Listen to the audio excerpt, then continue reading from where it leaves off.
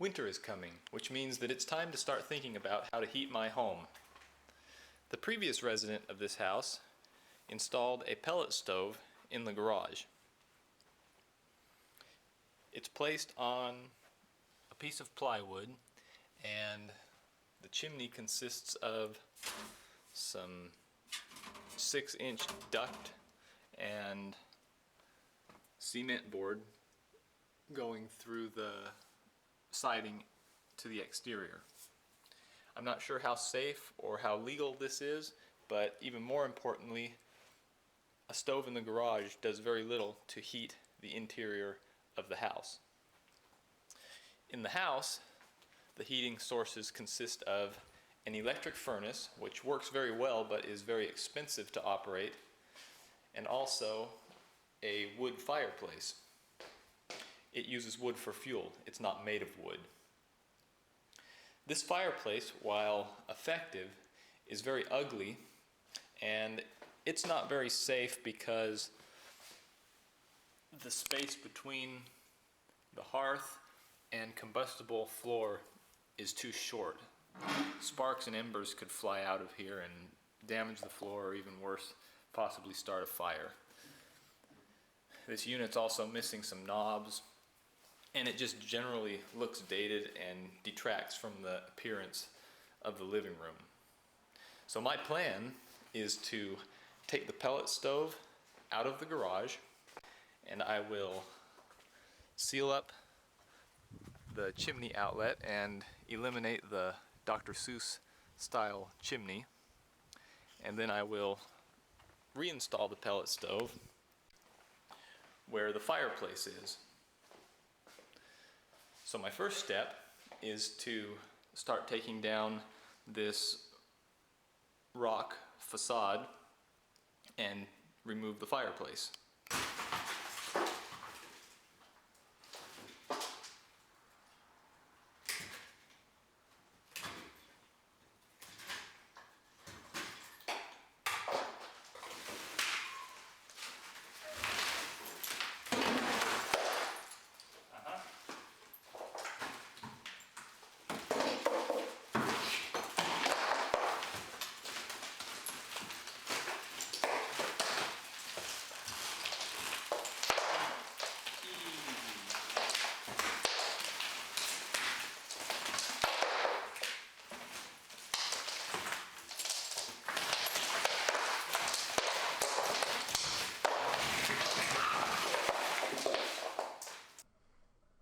Now with the fake rock removed, we can see the framing of the original fireplace.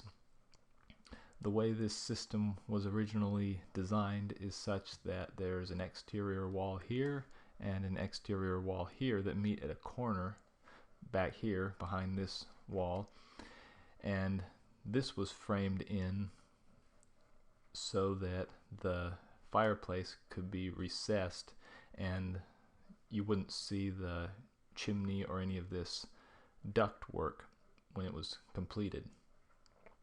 So my next step is to tear out this drywall, and there's going to be some wood framing behind it. And I will also take out this unit. See, these are two separate units. This is the original fireplace, which is called a Heatilator, and momentarily you'll probably see the interior of it. It's just a fireplace that's open in the front. You throw wood on there, and then it circulates the air through these ducts to add a little bit of efficiency. After this was originally installed, sometime later someone installed this fireplace insert, which is kind of like a wood stove, and that is a little bit more efficient than just the Heatilator because it's a closed box and it probably throws out a little more heat. But that's what my next steps are. I need to pull out this fireplace insert and then tear out this drywall and the wood framing behind it, and then take out the Heatilator, and then I'm going to take out the hearth as well. So I'm just left with a 90-degree corner with no evidence of a fireplace except for the chimney coming down here from the ceiling. Here's a front view of the project. You can see the original fireplace with the aftermarket insert installed into it. You can also see the hearth. The hearth is just wood framing with the imitation rock installed on top of it. Here you can see the interior of the original Heatilator unit as I'm wrestling with the fireplace insert.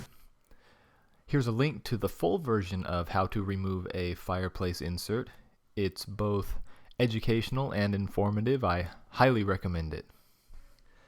As this project progressed, I filmed less and less because I was in a hurry to finish, so I don't have any footage of removing the old Heatilator except for this picture of the unit itself. It's pulled away from its original location, which is back here. You can see the drywall stops here because this was behind that 45-degree interior wall that was installed. So here you can see the original framing of the corner of the room. The hearth was down here. It was 2x6 fir nailed together with the fake rock on top, with this unit here installed on top of that. So everything's removed. We're down to the framing of the house, and the next step is to get this unit the rest of the way out of the house and start doing a little drywall work behind here. Here you can see I've hung a little bit of drywall and I've started to tape it. You'll also notice that there is some remaining chimney here protruding from the ceiling. Now, the professional way to convert from a fireplace to a wood stove is to take out all the old chimney and install new chimney with ceiling support box and rain cap and the whole ball of wax. But I'm on a budget, and I think I have a plan that will eliminate the need for that and allow me to keep my original chimney. Now, this is insulated double wall pipe, inside diameter 9 inches, outside diameter about 15 inches. Now, stamped on the side of this pipe, it says minimum clearance to combustibles is 2 inches, which means I can't sheetrock right up against it as it's designed, and that is with hot fire gases and smoke going through this pipe. But I'm going to install a pellet stove which has a 4-inch exhaust. So my plan is to leave this chimney pipe here and secure it very well to the ceiling joists because nothing's supporting it down here anymore, and then sheetrock around it all the way up to it, even though it says minimum clearance 2 inches. And my justification for this is I'm going to run the 4-inch exhaust from the pellet stove all the way up through this pipe through the roof, effectively making it a triple wall pipe, so there's no hot gases going directly through this 9-inch pipe anymore. The hot gases will be going through the 4-inch pipe, and then there will be substantial airspace between that and the 9-inch pipe, roughly about 2 inches as a matter of fact. So this exterior of the pipe won't get very hot. Now, I know it's not designed that way. I don't have a bachelor's of science degree. I have like more of a patch it up and try it degree. Anyway, we'll see how it works. In order to make the transition from 4-inch pellet stove exhaust to about 15-inch outside diameter chimney pipe, I'm going to use a few items from around the shop. I have this old parabolic dish from a satellite TV system that I don't use, and what I'm going to do is just cut it so that it's the exact same outside diameter as the chimney pipe, and then in the middle of it I'm going to cut a 4-inch hole for the pellet stove pipe to go through. I'm going to sand off all of the old paint and repaint it with just black stove paint, and then I will screw the whole assembly up to that big chimney pipe, and it will look like a real nice ceiling box.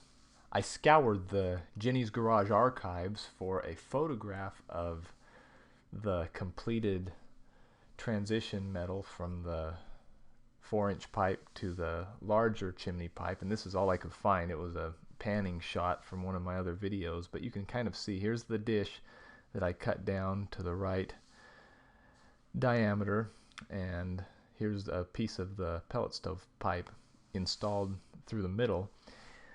Then this will just be inverted and screwed up onto that chimney pipe in the living room.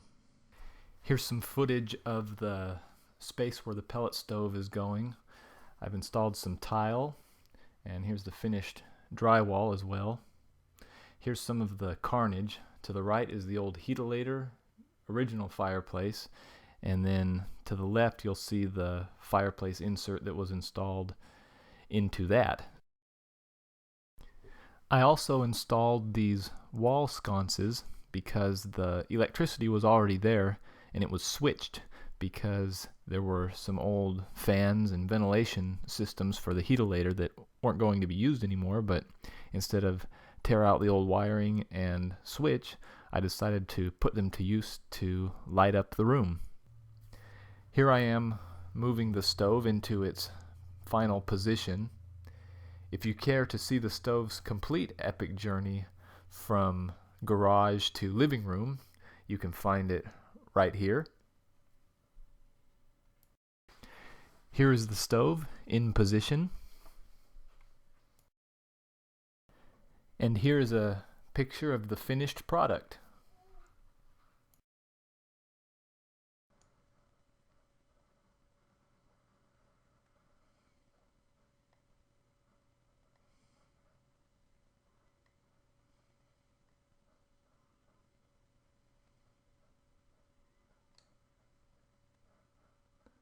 Thanks for watching.